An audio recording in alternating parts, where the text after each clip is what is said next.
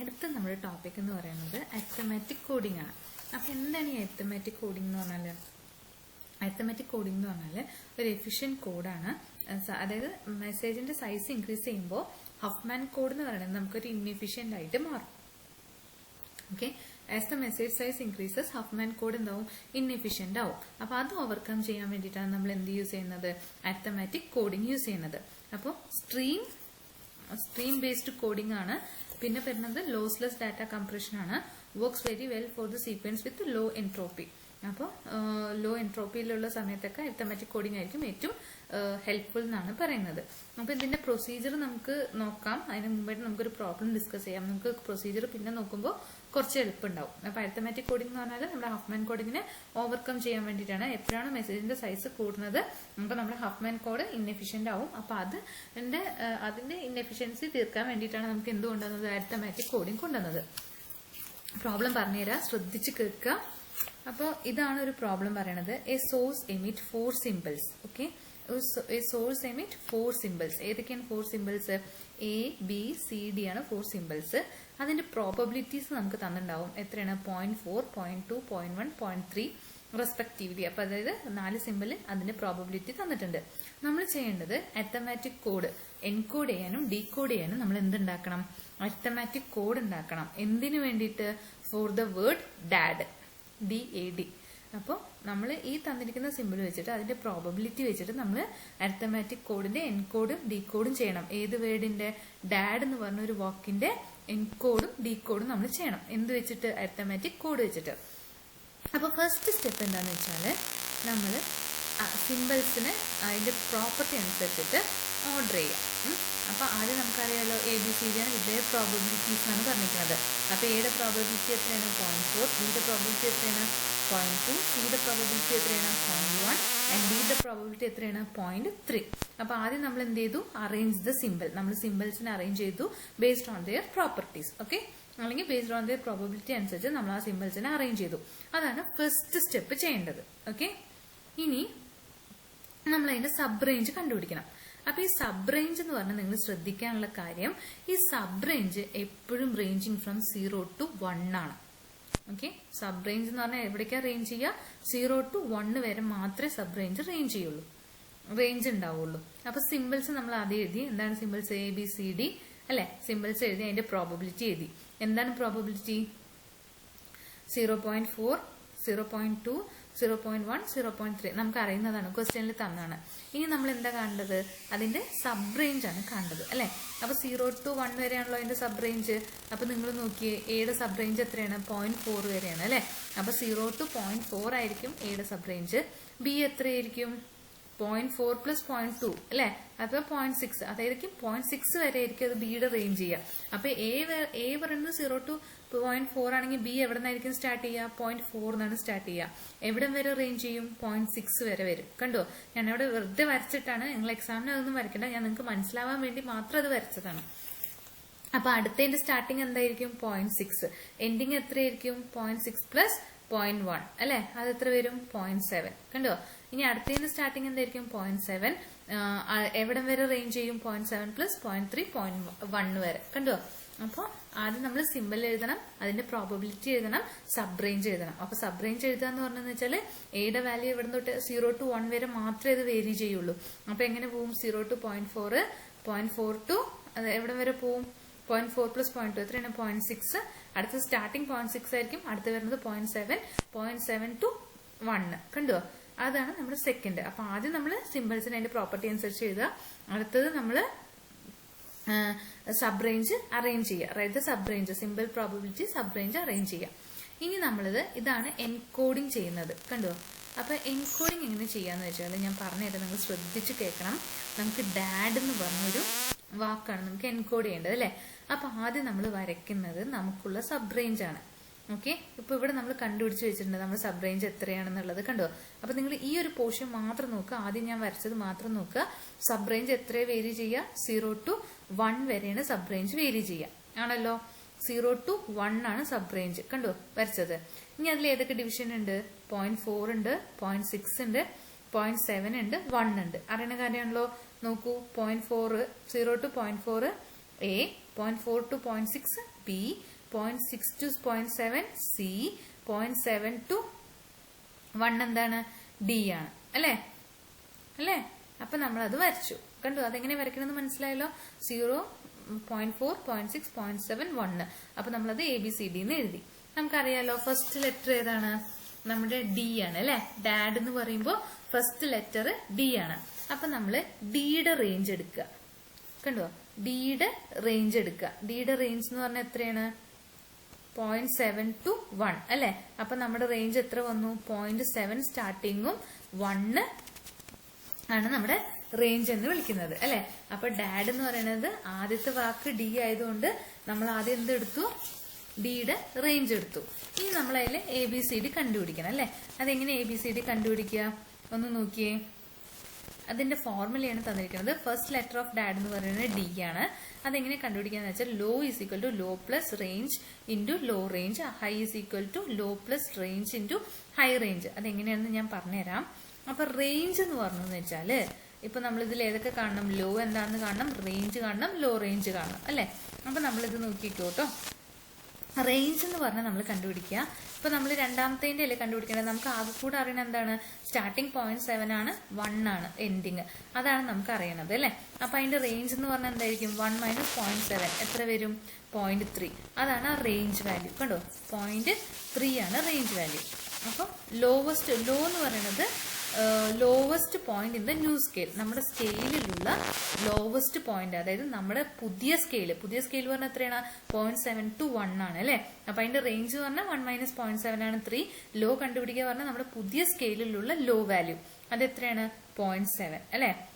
ഇനി law range എന്ന് പറഞ്ഞെന്ന് വെച്ചാൽ initial സ്കെയിലിലുള്ള law range.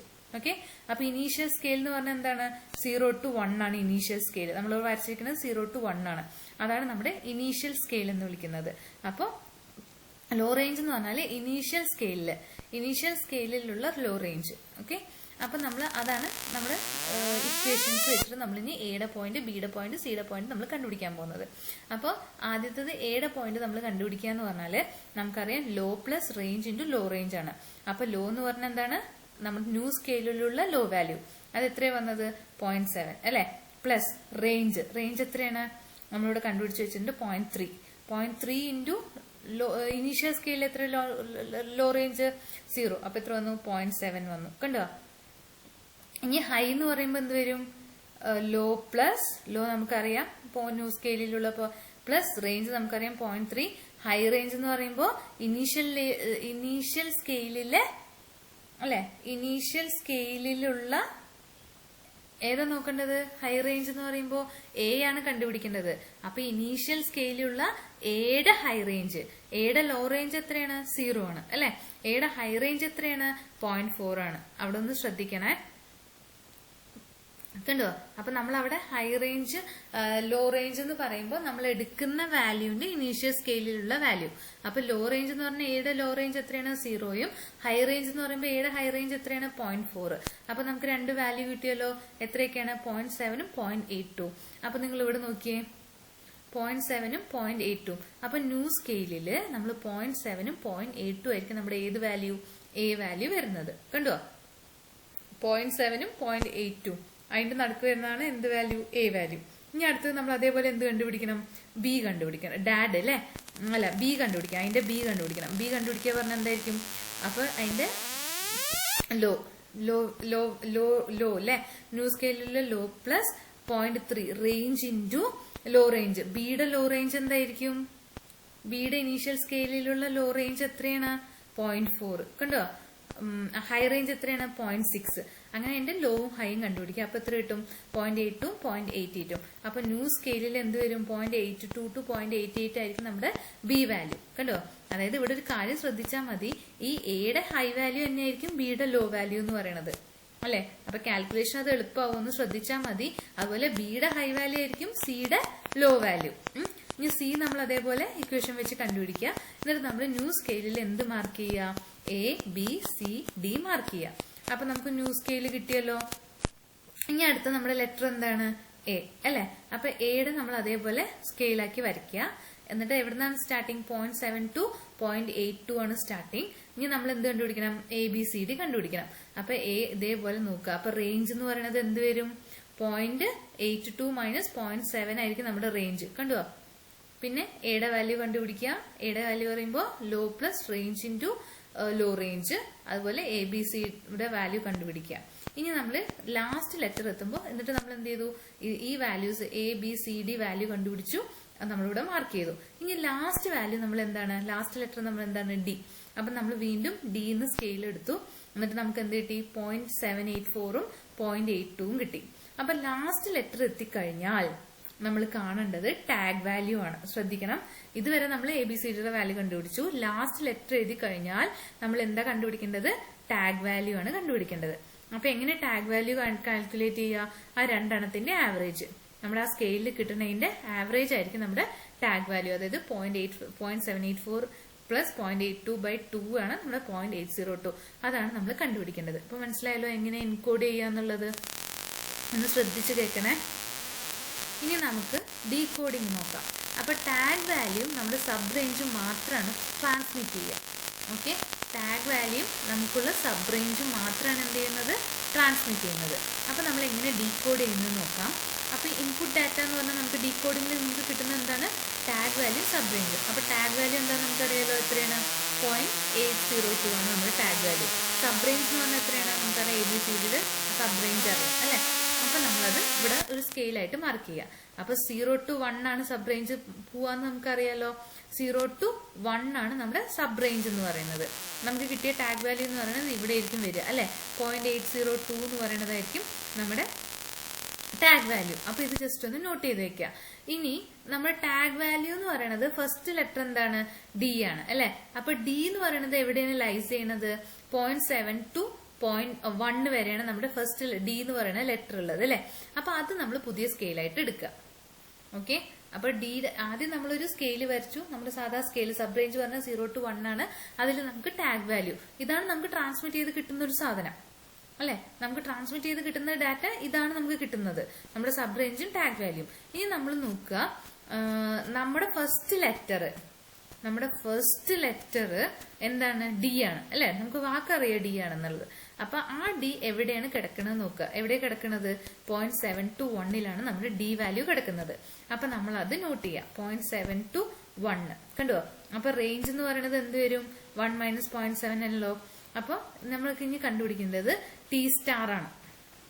T star എന്ന് പറഞ്ഞു വെച്ചാല് tag minus low divided by range ആണ്. Tag minus low divided by range.